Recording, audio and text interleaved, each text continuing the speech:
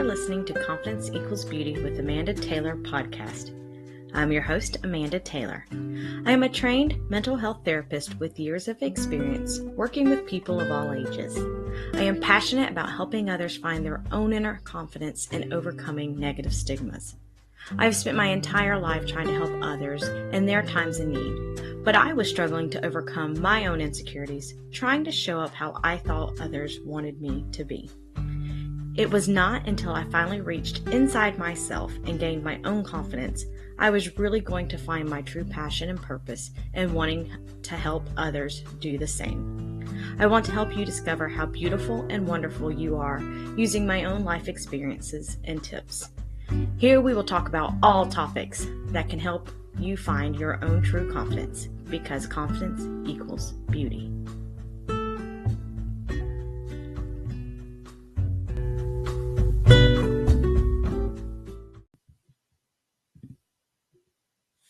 Hi guys, and welcome to Confidence Equals Beauty podcast with Amanda Taylor. This is podcast number 10, breaking negative talk and inner voice. And if you're new to this podcast, I want to welcome you and introduce myself. I'm Amanda Taylor, and I'm here to love on you and help you find your way to living a life with confidence. So today, let's talk about ways to break negative talk and inner voice, ways to build your self-worth and self-esteem to a better place. I want to help you start believing in yourself again. And I think we all have gone through something that has shaken us up, or we have been telling ourselves for a long time a negative narrative about who we are. And in my experience, when I'm in the state of mind and feeling and thinking there is no point, this is really hard. I think this is hard, or this is too hard to even try. Why do I even bother cooking healthy meals for anyone? Because no one will eat them. What's the point of cleaning, organizing, when in 10 minutes later, these children will come, they're like a tornado, and mess everything up? Or if something bad happens to me, or my family or my kids, I'm like, gosh, why do we have to go through this? This is not what I want to do. And it feels like the rug has been yanked out, and I'm just wondering, how am I even going to make it through this situation? And I think a lot of us maybe have experienced that. I often hear in my inner voice telling me I'm a failure. And if I start to listen to this negative little nagging voice, it becomes like a siren in my head. And then I will start really looking at myself as a failure. I'll see all the negative things. My thoughts will be very negative. It's just like an ongoing process that just seems to go round and round and round. Have you ever experienced this? And when this happens, it seems like all security and what you understood becomes confusing, which can lead to a lack of confidence and looking at yourself with self-worth. This also can cause you to doubt every decision you are making in your life. And I have been there many times looking back at my life. The biggest example that I can really use, and I look back on, is when I was going through my divorce. And everything about my life was turned upside down. I was scared. I had high anxiety. I was an emotional wreck. And I really honestly did not know what step to take next. And if I was kind of describing for visual people who need to see a visual of what was happening back then, I would describe it as me looking like I was on, my whole life was put together and everything seemed to line up just right. Publicly, everything was good. I would be on top of a mountain, almost like both arms spread out, just the biggest smile on my face. And then the next minute I was literally in a fetal position, crying my eyes out in my shower. And during this time, how I viewed my worth was at its all-time low. And it was so hard for me to even know how to pull myself out of this moment. And when you become stuck in this moment, in the mindset of what is the point, or do you matter, you can easily start losing sight of the whole reason you're here on this earth. And this happens because slowly, when we're going through a hard time or we're thinking negative or we're telling ourselves negative things, we have a special light that makes us who we are. It kind of starts to dim out. You start to lack energy to go after your goals, or you may not even know what your goals are or what you want to achieve. The hardest and tricky part is pulling yourself out of this mindset that you're stuck in. And it's so easy to play victim in this situation. I mean, this happened to me. I'm going through divorce, so I'm feeling down. I'm angry. I'm depressed. I have anxiety. And it was just really, really hard.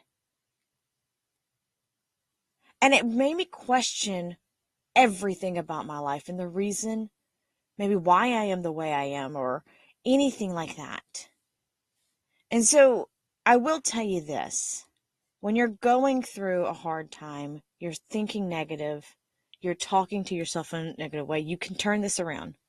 And the good news is there are ways to get through this time and you can gain more energy. You can relight that special light in you. And you can feel motivated again to go after the things you want.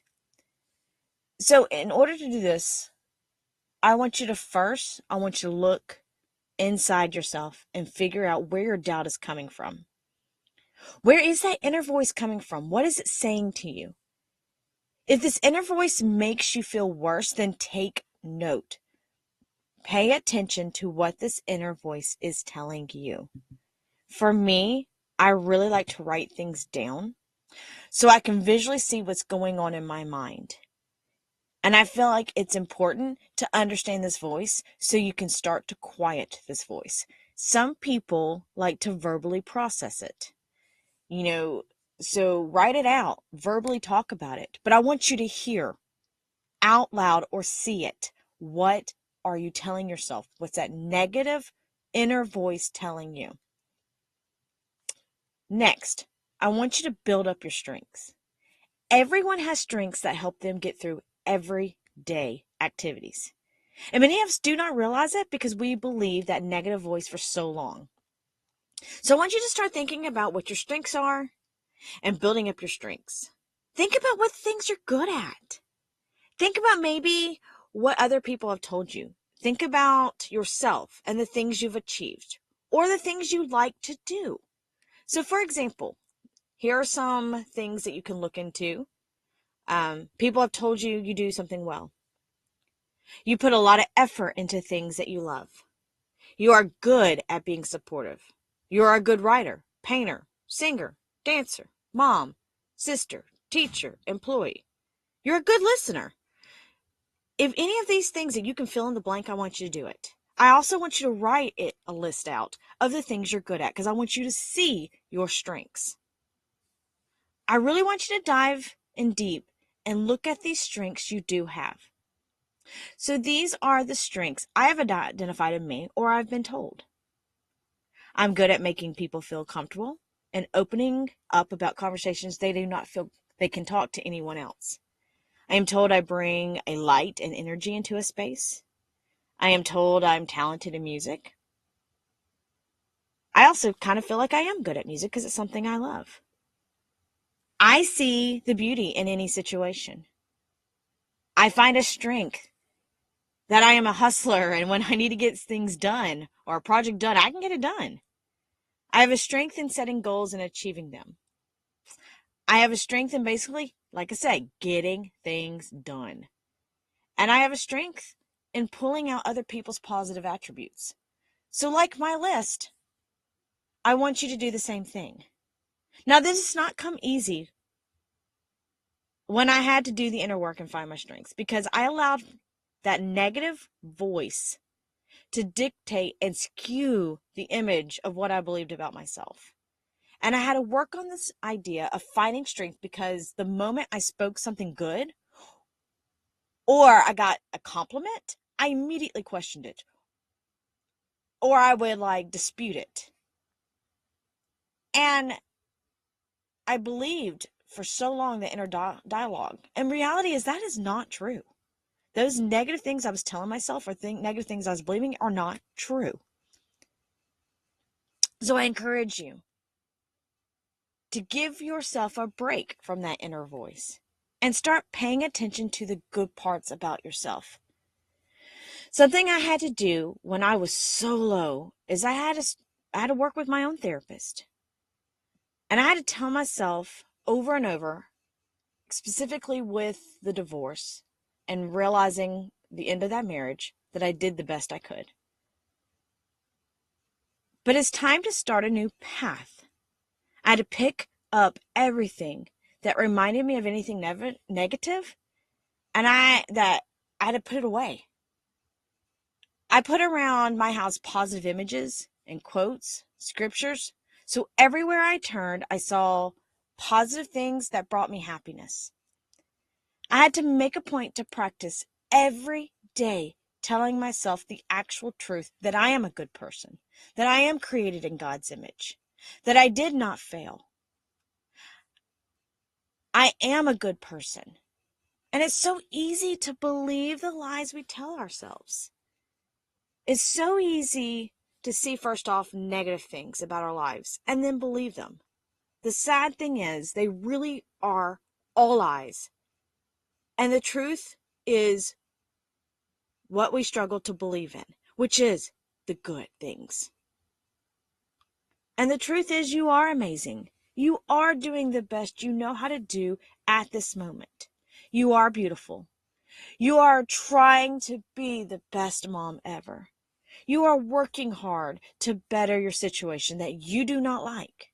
So I'm going to encourage you to do the same. Find the quotes, scriptures, and positive images and put them in your face everywhere you go. So when you speak these things out loud, you train your brain to believe them. So let me explain this in a psychological aspect of this idea.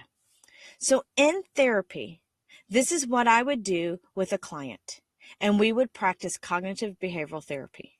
I would sit with my client, and we would analyze my client's thoughts, feelings, and behaviors to work out if they were basically thinking, feeling, and behaving based on unrealistic or unhelpful things that were determining the effect of how they thought and felt about themselves, which would affect how they were behaving and presenting themselves and what they really thought about their life.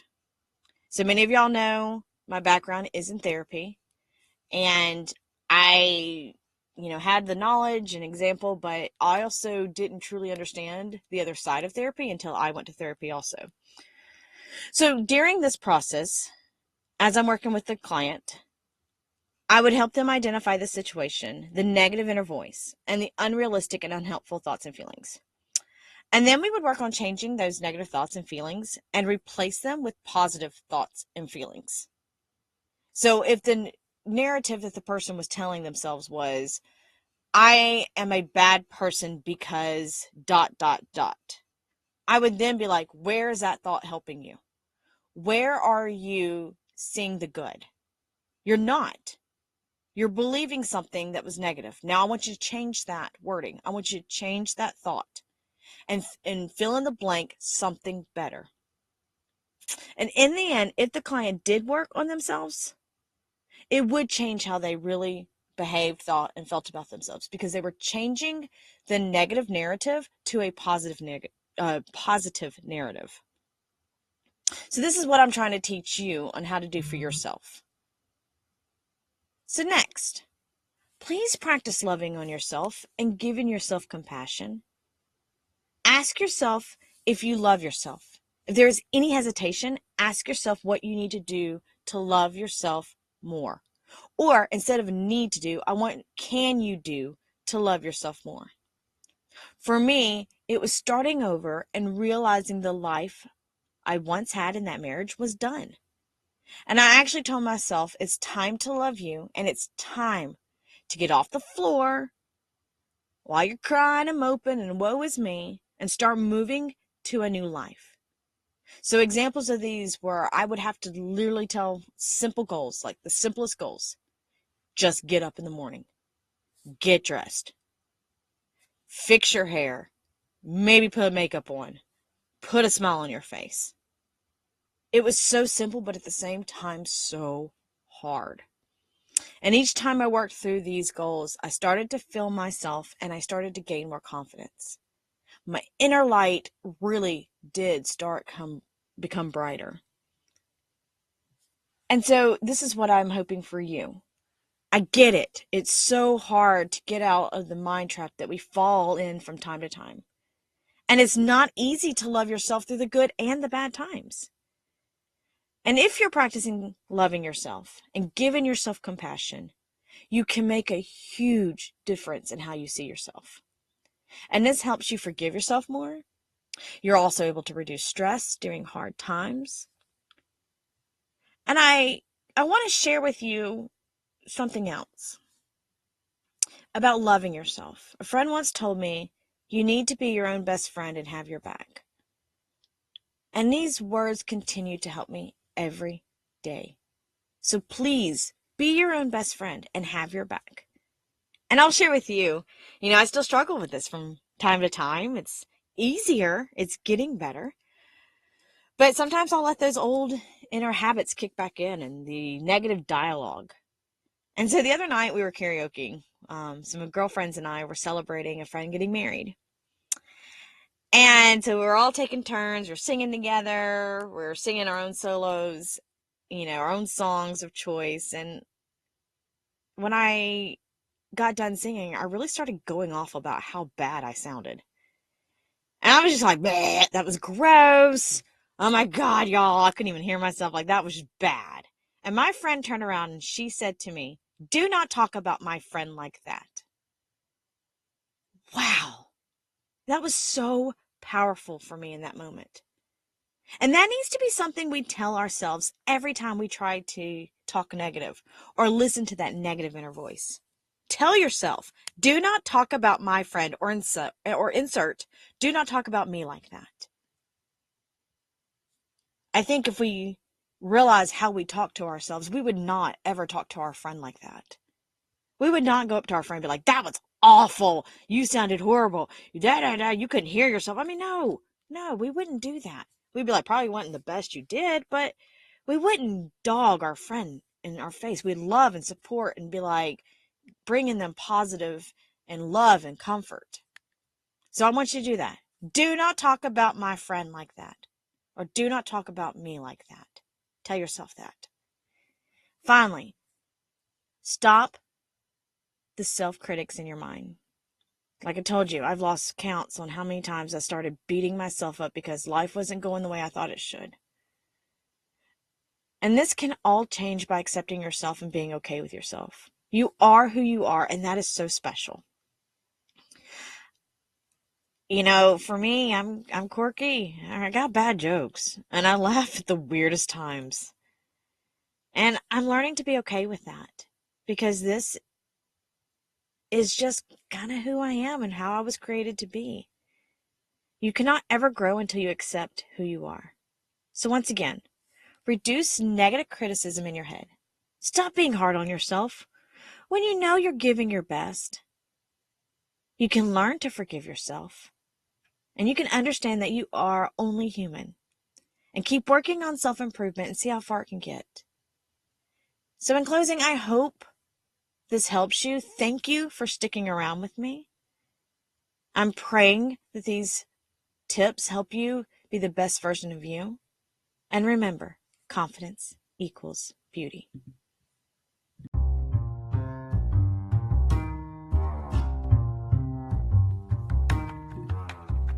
If you're looking for more information to read on building confidence or just any life situations, please visit www.confidenceequalsbeauty.com. If you have any questions on any topic you want me to cover, please email me at amandarobinson-taylor@gmail.com. If you would please help me get this podcast to more people who could use the community and support, please like, follow, subscribe, and share this podcast. Also, please rate this podcast, preferably a good rating, so this podcast can reach more and more people. I want to thank you for spending your time with me, and remember, confidence equals beauty.